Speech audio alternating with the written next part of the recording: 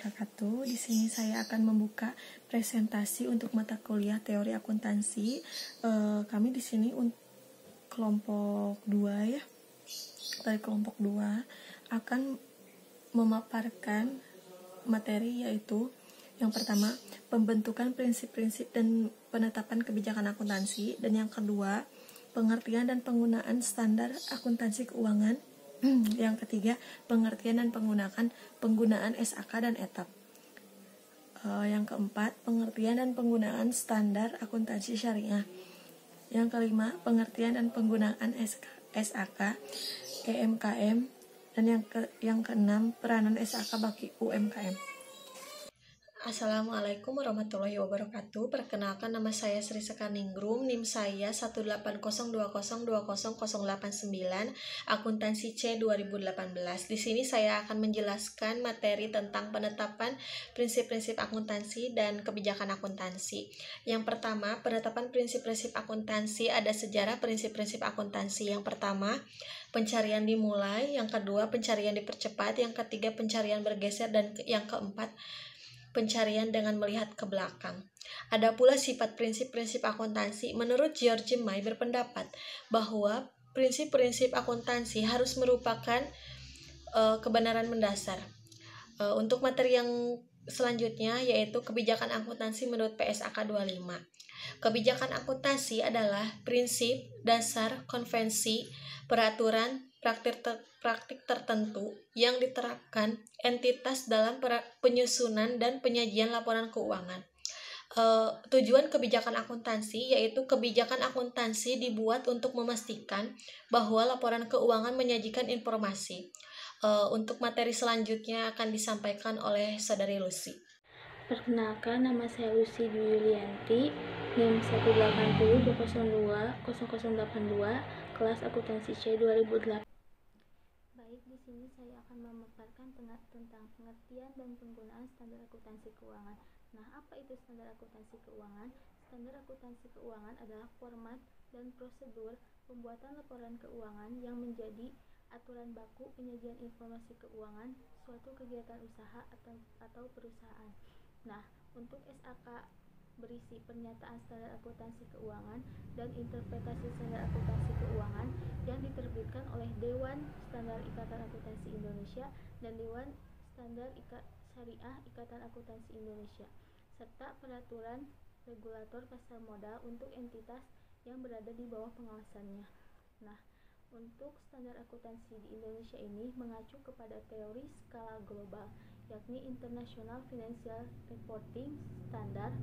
SAK berbasis IFRS ini berlaku sejak 2014. Nah, untuk DSAK IAI menyebutkan minimalisasi perbedaan kedua standar ini merupakan komitmen Indonesia sebagai satu-satunya anggota G20 kawasan Asia Tenggara.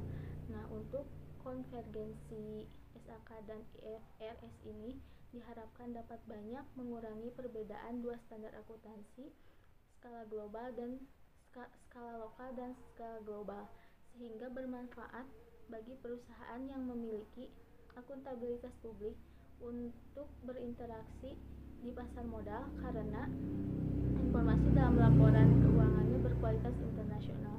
Nah, di sini ada 4 macam standar akuntansi keuangan di Indonesia, yakni PSAK IFRS, SAK ETAP, PSAK Syariah, dan SAP. Assalamualaikum warahmatullahi wabarakatuh. Nama saya X Rizal Senjaya, saya dari akuntansi C 2018. NIM saya 18020200083. Terima kasih. Assalamualaikum warahmatullahi wabarakatuh. Saya X Rizal Senjaya, saya dari kelompok 2. Di sini saya akan membacakan materi 3, yaitu tentang pengertian SAK dan ETAP. SAK dan ETAP adalah standar akuntansi keuangan untuk entitas tanpa akuntabilitas publik. Standar ini dipakai oleh entitas yang tidak memiliki akuntabilitas publik yang signifikan, sehingga entitas atau perusahaan dimaksud menerbitkan laporan keuangan untuk tujuan umum bagi penggunaan eksternal. Selanjutnya, kegunaan dan manfaat SAK atau ETAP. Yang ke-1 adalah membantu perusahaan kecil dan menengah dalam menyusun laporan keuangannya sendiri. Yang kedua, standar akuntansi ini dinilai lebih sederhana karena sebagian besar siklus akuntansinya menggunakan konsep biaya historis. Yang ketiga, laporan akuntansi jadi dapat diaudit dan mendapatkan opini audit sehingga laporan keuangan dapat digunakan untuk menjaring dana investasi agar usahanya lebih berkembang. Sekian dari saya. Assalamualaikum warahmatullahi wabarakatuh. Assalamualaikum warahmatullahi wabarakatuh. Perkenalkan, Mas Arif Hidayat dari kelas akuntansi C 2018. Di sini saya dari kelompok 2, NIM saya 1802020093. Assalamualaikum warahmatullahi wabarakatuh. Saya Arif Hidayat dari kelompok 2 akan menjelaskan tentang pengertian dan penggunaan standar akuntansi syariah. Adapun pengertian akuntansi syariah ialah proses akuntansi yang berdasarkan pada prinsip-prinsip syariah, baik dalam akuntansinya maupun pencatatannya. Nah, di sini akuntansi syariah memiliki beberapa prinsip yang akan membedakannya dengan akuntansi konvensional. Adapun beberapa prinsip tersebut diantaranya ialah prinsip pertanggungjawaban, prinsip keadilan, dan prinsip kebenaran. Dan di sini juga akuntansi syariah memiliki beberapa akad yang membedakannya dengan akuntansi konvensional. Yang pertama ada mudharabah, yang artinya bekerja sama antara bank dengan nasabah untuk penerapan sistem bagi hasil. Yang kedua ada musyarakah, yang artinya sistem ini dilandasi atas keinginan nasabah dengan bank untuk meningkatkan nilainya. Yang ketiga ada wakalah, artinya penyerahan atau pembagian wasiat.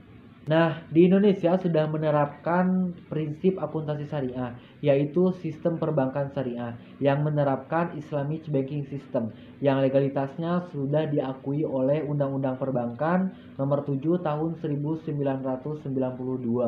di mana yang mengatur tentang dual banking, di mana Islamic Banking System diterapkan berdampingan dengan konvensional banking system.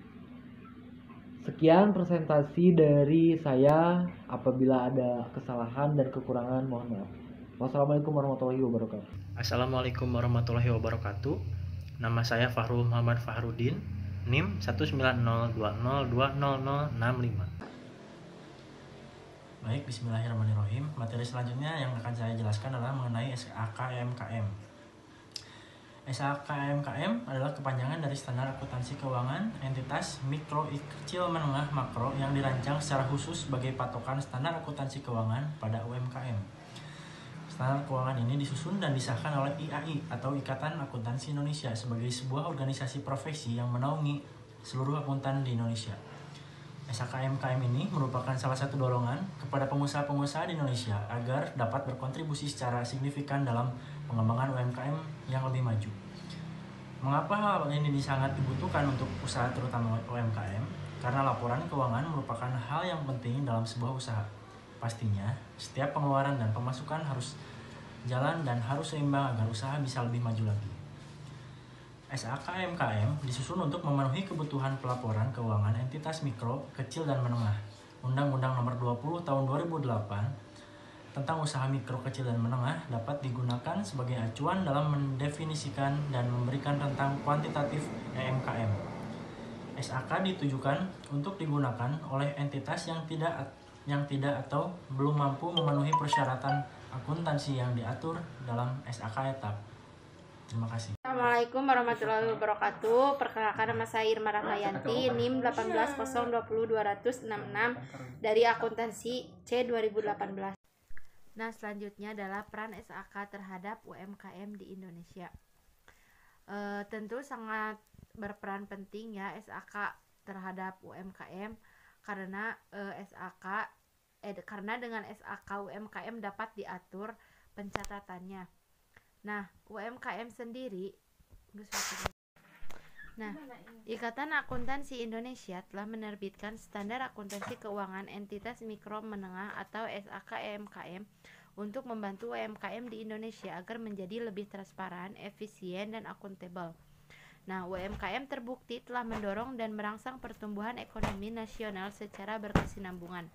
Data Kementerian Koperasi dan Usaha Kecil Menengah atau Kemenko dan UKM tahun 2017 menunjukkan bahwa 97% lapangan kerja diberikan oleh UMKM sehingga berkontribusi signifikan untuk mengurangi pengangguran di Indonesia.